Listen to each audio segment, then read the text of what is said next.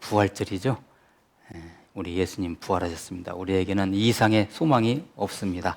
할렐루야. 기도하시겠습니다. 하나님, 말씀 선포 시간입니다. 오늘 부활절을 맞이해서 부활의 메시지 친히 선포하여 주시옵소서. 우리 동역자분들 하나같이 은혜의 시간으로 인도하옵소서. 예수 그리스도의 이름으로 기도하옵나이다. 아멘.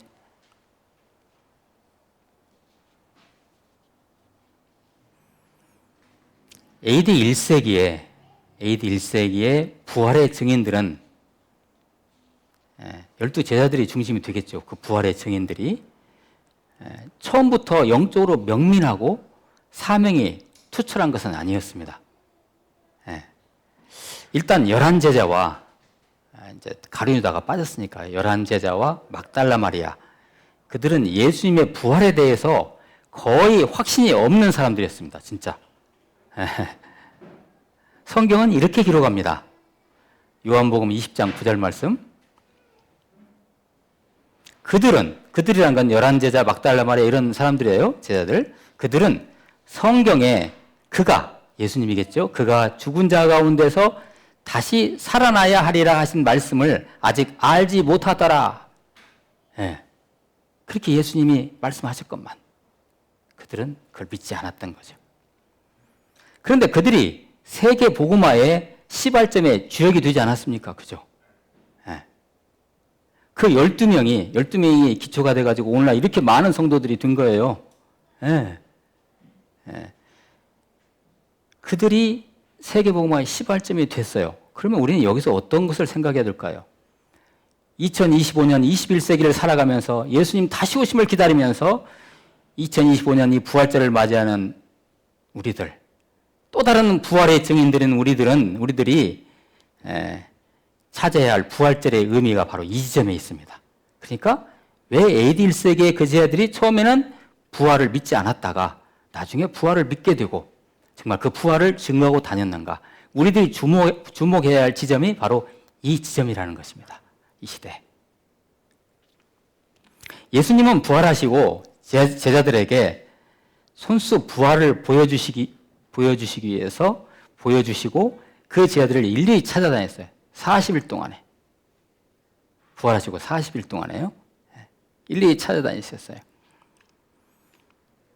부활을 자랑하기 위해서 그러셨을까요? 나 부활했다? 예수님은 그런 분은 아니십니다. 부활하셔서 너무 기쁘셔서 그 감격을 제자들과 나누기 위해서 그러셨을까요? 예수님은 그런 이벤트 같은 거 별로 좋아하지 않습니다. 죽었다 살아나셨으니 그 사랑하는 제자들한테 가서 감격스럽게 안아주시려고 찾아다녔을까요? 예수님은 그렇게 감상주의자가 아니십니다.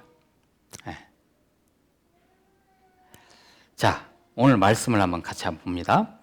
우리가 주목할 부분이 오늘 두 부분인데, 하나는 막달라 마리아에게 예수님이 나타나신 부분과 그 다음에 제자들에게 나타나신 부분을 중심으로 같이 한번 말씀을 봤으면 좋겠습니다. 막달라 마리아가 예수님이 부활하실 줄 믿었을까요? 처음에? 안 믿었어요. 이 얘기는 들었어요. 예수님이 내가 십자가에 죽고 3일 만에 부활한다. 분명히 말씀을 하셨는데 안 믿었어요. 그래서 장사 지낸 지 3일 만에, 그러니까 부활의 그 새벽에 막달라 마리아가 예수님의 무덤을 찾아갑니다. 무덤은 비어 있었어요. 예수님 누가 시체를 도둑질해 갔네? 아니, 이럴 수가 있습니까? 그 부활했다고 믿어야 하는데 누가 시신을 도둑질해 갔다고 생각했던 거예요. 그리고 후닥닥 가서 베드로와 요한에게 신고했어요. 우리 주님 시신이 없어졌어요. 그리고 다시 왔어요. 베드로와 요한과 함께 다시 왔는데 밖에서 막달라 마리아가 울고 있어요. 근데 그때 오늘 말씀 13절 한 말씀 잠깐 보세요. 천사들이 이르되 여자여 어찌하여 우느냐. 두 천사가 나타나가지고 막달라 마리아에게, 막달라가 너무 슬프게 우니까 어찌하여 우느냐.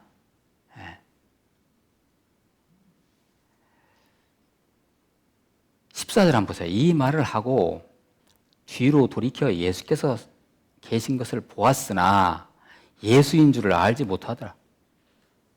부활한 예수님을 드디어 막달라 마리아가 봤어요. 근데 못 알아봐요. 설마. 그때 예수님께서 말씀하십니다. 15절. 여자여 어찌하여 울며 누구를 찾느냐. 예? 그리고 16절에서 예수께서 마리아야 이렇게 또 말씀하시죠. 예. 막달라 마리아가 드디어 예수님을 확인했어요. 부활하셨네. 그리고 가서 부활하신 주님을 보셨다고 막달라 마리아가 가서 또 증거합니다. 오, 예수님 부활하셨다고. 네, 이렇게. 자, 그런데 더 주목할 부분은 바로 이 예수님이 이제 제자들에게 부활하신 후에 나타나신 그 장면입니다. 자, 이 제자들은 말이죠. 지금 자, 예수님은 지금 로마에 의해서 지금 처형당했잖아요. 그죠? 중주인이에요, 중주인. 예. 그래서 그 예수님과 한패라는 사실을 알면 자기들도 잡아올 거라고 생각해가지고 문을 갖다가 꽁꽁 걸어 잠그고 있었어요. 그들이 자기를 잡아올 줄 알고 벌벌 떨면서 패닉 상태에서, 공황 상태에서. 예. 그런데 그때 예수님이 그들 앞에 나타나셨어요. 문을 걸어 잠궜는데 어떻게 예수님이 오셨을까요? 예수님은 육도 가지고 계시지만 영적인 존재이시기 때문에 차원이 다르시기 때문에 그 문 잠근 거 뛰어넘어서 들어오신 거예요. 그들의 반응은 어땠을까요? 이렇게 상상해 보는 건 재밌을 것 같은데. 귀신이다. 그렇게 생각할 수도 있잖아요. 그죠? 문을 잠궜는데 어디로 들어왔을까? 예수님이 부활하신 줄은 그것은 생각지 못하고.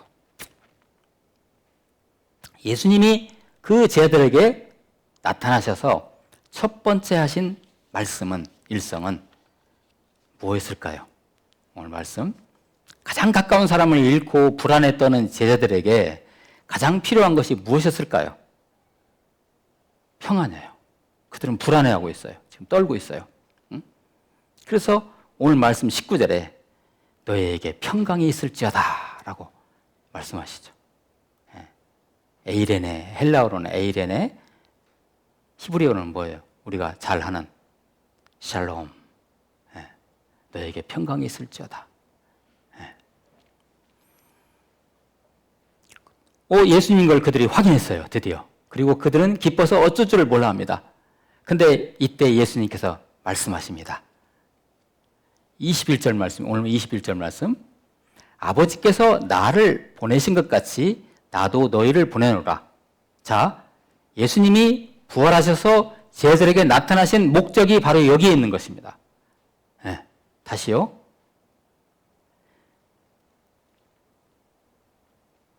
아버지께서 나를 보내신 것 같이 나도 너희를 이제 파송하노라. 뭐로 파송해요? 부활의 증인으로 이제. 21절 말씀. 그리고 22절 말씀에 숨을 내쉬시면서 뭐라고 하세요? 성령을 받으라. 이게 핵심입니다. 성령을 받으라. 성령을 받으라. 22절에. 이것은 말이죠. 이 성령을 받으라. 이것은 그때 그들이 성령의 충만을 받지 않았어요. 예수님이 성령을 받으라 했을 때 이 성령 받으라의 말씀이 언제 성취되냐면요. 오순절 마가다락방에서 성취돼요. 그때 그때 성령을 받게 되는 거죠. 성령 받으라. 마가다락방에서 그들이 폭발적인 능력으로서 성령의 임함, 성령 세례, 성령 충만함을 받죠. 그것에 대한 어떤 예정이었습니다. 이것은 제자들 앞에 나타난 성령을 받으라. 이것은 얼마 안 있어 제자들에게 드디어 오순절 마다락방에서 어떤 일이 납니까? 불의 혀 같은 바람과 같은 성령이 임해서 그들이 부활하신 주님을 비로소 그때 깨닫습니다. 그들이 성령을 받고 드디어 육안으로는 그들이 부활하신 예수님을 확인했지만 그 성령을 받은 다음에 예수님이 진짜 부활하셨구나. 우리가 그 부활을 못 깨겠구나. 이제 우리는 이 부활의 증인으로 살아야겠구나 하는 것을 그들이 다짐했던 것이죠. 존경하는 우리 동역자 여러분, 성령이 아니고서는요, 성령의 임함이 아니고서는 성령 충만을 받지 않고서는, 성령의 인도하심이 아니고서는 부활하신 예수님을 절대 깨닫지 못합니다. 앞에서 말씀을 전하는 자가 부활절입니다, 부활을 믿으십시오, 당신은 부활했습니다, 아무리 얘기해도 이거 의미가 없습니다. 여러분 각자에게 그 불같은 성령이 임했을 때, 확 임했을 때 드디어 그 부활하신 예수님의 그 부활에 숨어있는 본질을 깨닫고 아멘으로 받아들이는 것입니다. 21세기 부활의 증인이신 우리 사랑하는 무디기 동역자 여러분, 이 시대 우리 하나님은 어떤 일꾼을 찾고 계실까요? 바로 부활을 체험한, 우리 모두가 부활을 체험했잖아요. 그죠? 예수님을 믿는 순간에 우리 안에 부활이 들어옵니다. 우리는 부활 체험한 거예요. 그러니까 죽어서 부활하는 게 아니고요. 예. 그래서 우리는 부활의 증인이에요. 부활을 체험한 우리 부활의 증인들이, 증인들을 통해서 우리 하나님은 이 지상의 나라와 영원한 영생의 이때에 있는 영원한 하나님 나라를 맡길 자를 하나님은 찾고 계십니다. 예수 그리스도를 믿는다는 것은 살아계신 부활하신 예수님을 믿는다는 것입니다. 부활하신 예수님을 믿는 거예요. 내가 예수 믿어요라는 것은 부활하신 예수님을 믿는 것을 의미해요. 이것은 어떤 개념이나 허구가 아니라요. 이건 실제예요, 실제. 그냥 실제. 부활의 증인들인 우리들은 어떤 삶을 살아야 될까요?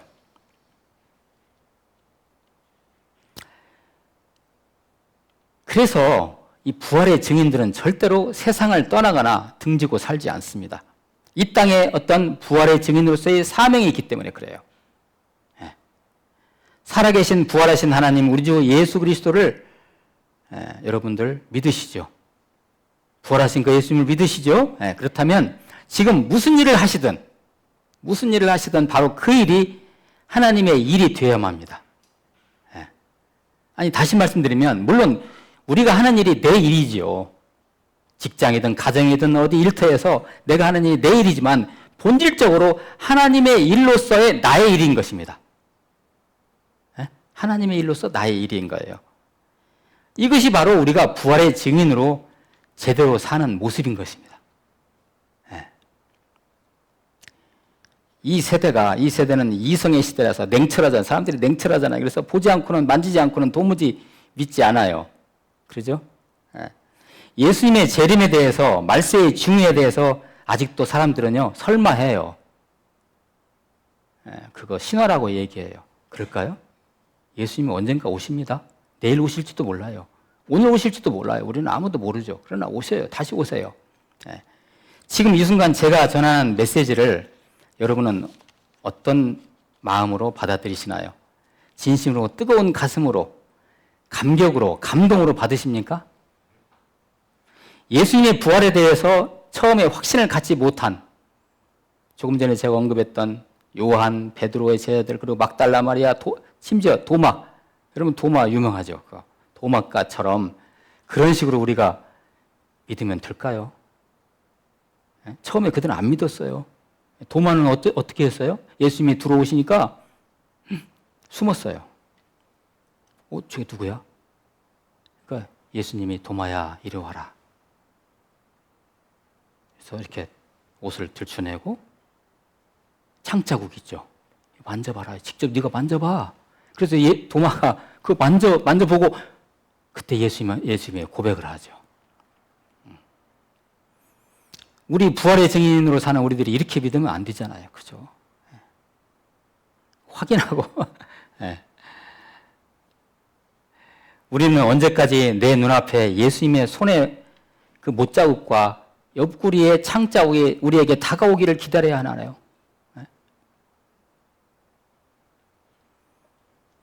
부활을 꼭 보시기를 축복합니다. 부활을 만지시기를 축복합니다. 부활로 매일매일을 살아가시기를 예수 그리스도를 축원합니다. 부활의 증거를 누리시기를 축복합니다. 그럼 우리가 왜 부활을 못 봅니까? 이미 부활의 증인으로 사는 우리들이 왜 부활을 못 볼까요? 그 이유가 바로 잘 아시겠지만 현실이라는 장벽 때문에 그래요. 우리가 삶을 살아가야 하잖아요. 그것이 우리가 이렇게 부활의 증인으로서 제대로 살아가는 것을 방해해요, 때로는. 이게 우리가 삶을 살아가는 데 있어서의 갈등 요소입니다, 이게. 그래서 21세기 부활의 증인이 우리가 되기 위해서는 우리의 모든 힘을 다하여, 온갖 힘을 다하여 우리를 덮고 있는 두터운 장벽을, 우리의 삶의 문제와 우리가 부활의 증인으로 사는 문제 사이에 있는 두터운 장벽을 우리가 제거해야 돼. 이게 우리의 과제예요, 이제. 제가 좀 말씀 있습니다. 요한복음 6장 63절 말씀 같이 한번 읽어봤으면 좋겠습니다. 시작. 살리는 것은 영이니 육은 무익하니라. 내가 너희에게 이른 말은 영이요 생명이라. 아멘. 요한복음 6장 63절 말씀, 예수님이 직접 하신 말씀이에요. 그런데 이게 뭐냐면요, 살리는 것은 영이니 육은 무익하다는 것은 육이 아무 쓸데없다는 얘기가 아니고요, 본질이 영이라는 거예요. 본질이. 자, 우리가 앞에서 그걸 나눴었죠. 부활의 증인으로 살기 위해서는 뭐예요? 성령이 임해야 된다고요. 그렇지 않고는 안 돼, 이게. 그래서 이거 본질이 영이라는 걸 깨닫고 나면 이제 우리가 우리의 삶과 부활의 증인으로 사는 우리의 사명과의 그 어떤 두터운 장벽을 우리가 이것을 지혜롭게 헤쳐나갈 수 있는 것이죠. 요한복음 20장 29절, 오늘 말씀은 아닌데요, 그때 예수님께서 도마에게 그렇게 말씀하세요. 도마가 직접 예수님 창자국 만져본 다음에 예수님인 줄 고백했잖아요. 도마가 그 도마에게 보지 못하고 믿는 것이 복되도다. 보지 못하고 믿는 것이 복되도다고 그 예수님이 이렇게 충고를 해주고 있죠. 그리고 이제 예수님이 그 부활하시고 제 아들을 만난 다음에 갈릴리 바닷가에서 이제 또 만나게 되는데요. 그때도 이 제자들이요, 긴가민가 했어요, 또. 아직 아닌 거예요, 그러니까. 그때 예수님께서 뭘로 보여주셨냐면, 이게 내가 부활한 것이 이게 실제다, 이게. 너희들이 지금 환상을 보는 것이 아니다라는 걸 보여주기 위해서 베드로가 그날따라 고기를 못 잡았어요. 베드로야, 오른편에 그물을 던져라. 던지고 나니까 막 고기가 엄청나게 잡혔어요. 실제 아닙니까? 그것을 예수님이 보여주신 거예요. 지금 내가 부활한 것이 이게 지금 너희들이 환상 보는 게 아니야, 환영이 아니야, 실제라는 것을 그렇게 보여주셨어요. 이게 21장에 나오는 그 사건이죠. 신앙생활의 허구를 우리가 버리고요, 어떻게 보면 우리가 신앙생활 할 때, 교회 생활 할 때 좀 이렇게 막 이렇게 보여주는 것 식으로 이렇게 하는 것이 있잖아요. 실은 그렇죠. 그 쇼한다고 하잖아요. 보여주는 거. 우리 신앙생활은 그런 거 아니잖아요. 쇼 같은 거, 연극 같은 거 우리가 끝내고 우리는 실체를 잡아야 된다. 실체를. 부활하신 예수님의 실체를 체험하는 길은 먼저는 내 자신이 먼저 회개하고, 주님, 저는 부족하오니 제 안에 임하여 주시옵소서. 저는 왜 이렇게 부활이 믿어지지 않을까요? 저를 다스려 주시고 통치해 주세요. 제 인생을 맡아 주세요. 라고 주님께 모든 걸 맡기는 것이 필요합니다. 매년 맞이하는 부활절이지만 그냥 그러려니 하며 보내고 삶은 계란 저렇게 먹고 그냥 부활 헌금하고 끝나는 그런 부활절인가요? 그럴 수는 없잖아요. 그죠? 애초부터 부활하신다는 주님의 말씀을 흘려 들었고, 부활하신 그분의 모습 앞에서도 그분을 알아보지 못했고, 부활의 소문을 전해 들으며 끝까지 의심했던 AD 1세기의 부활의 증인들의 그 처음 모습처럼 내가 그렇게 살고 있는 것이 아닌가, 우리 각자가 돌아봤으면 좋겠습니다. 지금 어디에선가 부활하신 주님이 우리 삶의 언저리에서 우리를 찾아오셔가지고 평강이 있을지어다, 내가 너를 세상에 파송하노라, 자, 그물을 오른쪽에 던져라 하고 말씀하고 계실지도 모릅니다. 그러니 얼른 내 삶의 중심에 그분 부활하신 주님을 모셔드리는 지혜가 정말 필요한 것입니다. 어디선가 주님의 청아한 음성이 들립니다. 잘 한번 들어보세요. 부활한 주님께서 여러분에게 지금 말씀하고 계십니다. 자, 너의 현실이 너무 걱정스러워. 그 현실에 얽매이는 것은 나에 대한 불신앙이다. 네가 그러면 나는 너무 섭섭하다. 우선 마음을 차분히 가라앉히고 너 자신을, 네 환경을 깊숙이 돌아보라. 네 가족을, 네 가문을 돌아보고 내가 너에게 붙여준 교회를 돌아보라.